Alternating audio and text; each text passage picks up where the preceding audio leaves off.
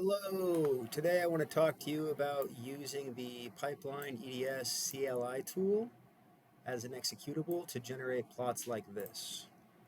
So this is where you're going to end up. You're going to download this exe. So just to get here, City of Memphis Wastewater, pretty easy to find on GitHub. If you just Google it or type in this URL, you'll come to the pipeline project, which is the same URL, just dash pipeline, and then you'll come to releases, which same URL, just releases. If you're on Windows, go ahead and hit the executable. This will work for you if you don't have Python installed. It'll still work. It has Python packaged as a part of it. Okay, so it warns you. It says, hey, this could be dangerous. You'll want to hit these three dots and say keep, and then you'll hit this drop down and say keep anyways. So now it'll be in your downloads folder. So here it is.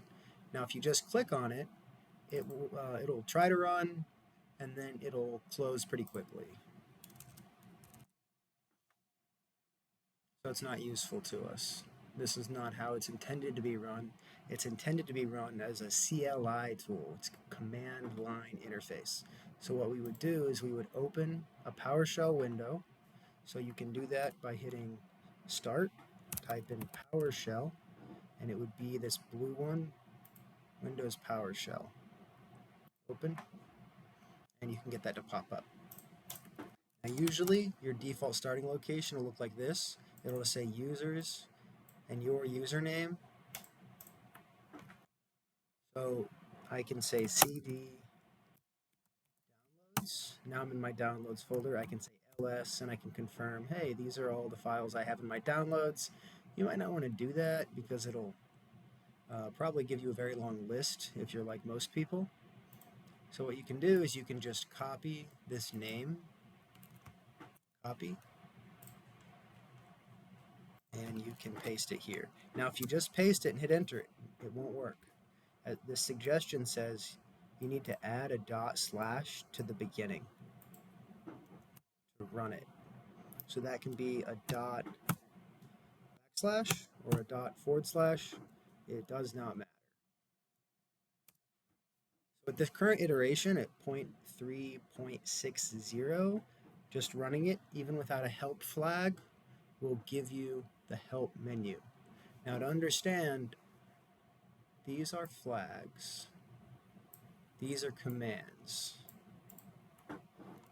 So I'll show you if we type in like a trend command, and then we can type in a help flag after that. It will give us help for that specific command. So we're really targeting trend as the main command we care about, and it's mostly what this software does. So that shows us the help for our options for that particular command. So you need to type in the arguments. To show an example. So I would say trend, and then sensor names, M100FI, M310LI, and then I could use these other flags if I wanted to. I don't have to. It'll default to 2 days. Or I can say days, I want it to show me the last 7 days. And I could keep adding values here if I wanted to. M8001, what is that? F8001. I won't run it. I don't remember what it is at the top of my head. But yeah, so you can run like this with arguments.